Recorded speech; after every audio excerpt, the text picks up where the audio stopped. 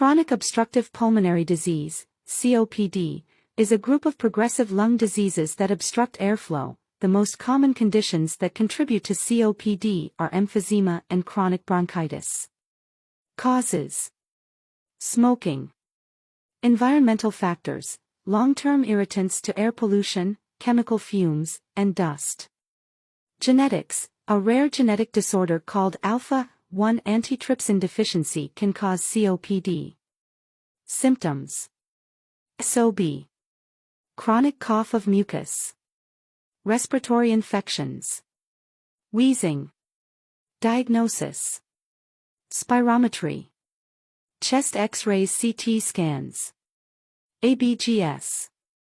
Treatment: lifestyle, medications, bronchodilators, inhaled steroids, antibiotics. Oxygen therapy.